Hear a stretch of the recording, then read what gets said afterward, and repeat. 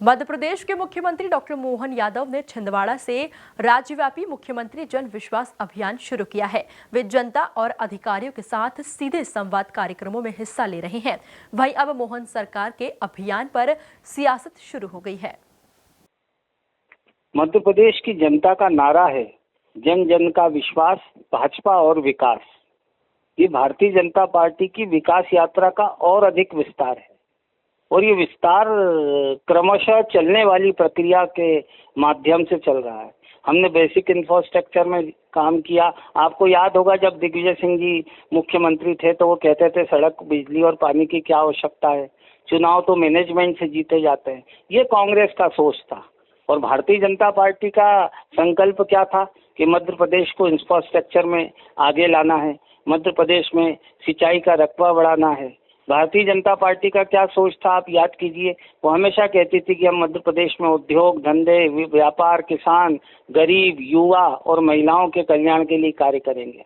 आज इन वर्षों में माननीय मुख्यमंत्री जी के नेतृत्व में हर लाडली बहना प्रसन्नचित्त है। हर उज्ज्वला के कनेक्शन से बहनों की आंखें जो जला करती थी कोयले से कांग्रेस के राज में, आज प्रसन्नचित्त है। आज युवाओं को स्टार्टअप जैसे कार्यक्रमों के माध्यम से नई ऊर्जा मिली है। स्वरोजगार को बढ़ावा दिया जा रहा है। बेसिक इंफ्रास्ट्रक्चर, सड़क, चारों ओर सड़कों का, पुलों का निर्माण हो रहा है। रेलवे इंफ्रास्ट्रक्चर हो या एयर इंफ्रास्ट्रक्चर, मध्य प्रदेश अग्रणी हुआ है। और मुख्यमंत्री की जी ये जो यात्रा है ये जनता के बीच में इसी भाव को आगे ले जाने के लिए मुख्यमंत्री जी ने स्पष्ट कहा है, माननीय मोहन यादव जी ने, उन्होंने कहा है कि हम जनता के बीच संवाद करके विकास को जन भावनाओं के अनुरूप आगे और ले जाना चाहते हैं।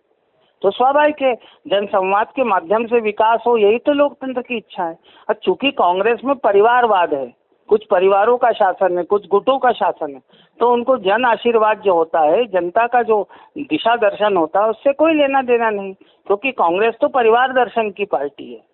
तो वास्तव में मुख्यमंत्री जी के नेतृत्व में मध्य प्रदेश विकास के एक नए आयामों को रचने जा रहा है, जिनके माध्यम से मध्य प्रदेश और ऊंचाइयों पर जाएगा। हमारे कस्बे, हमारे छोटे गांव, हमारे टोले, वहां पर विकास की एक नई इबारत मुख्यमंत्री जी लिखने जा रहे हैं और जन संवाद और जन आशीर्वाद के माध्यम से विस्तार होगा।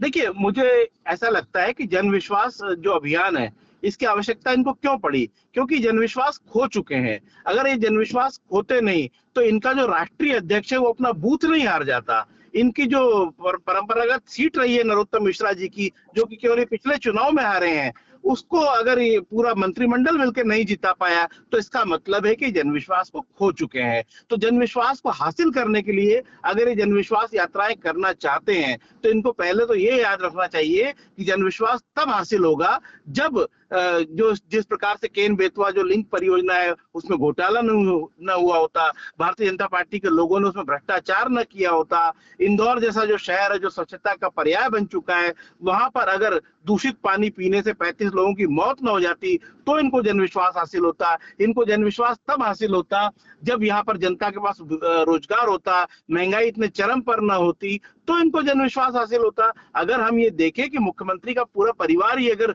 जमीन के घोटालों में लिप्त हो जाएगा और पूरे इंदौर सहित पूरे मध्य प्रदेश को लूटने में इनका नाम आ रहा होगा इनके भाइयों का, तो मैं समझता हूँ जनविश्वास ऐसे हासिल नहीं होगा। जनविश्वास तब हासिल होगा जब इनके जो साथी मंत्री हैं, जो जनप्रतिनिधि हो, वो उनको भी खुद को इन पर विश्वास हो, चाहे कैलाश विजयवर्गीय हो, चाहे नरोत्तम मिश्रा हो, चाहे गोपाल भार्गव हो, इनको किसी पर, मोहन यादव पर विश्वास नहीं है। ऐसे में जन विश्वास हासिल करना बहुत बड़ी बात है, क्योंकि जनता का विश्वास हासिल करने के पहले इनको अपनी पार्टी का ही विश्वास हासिल करना मुश्किल हो रहा है।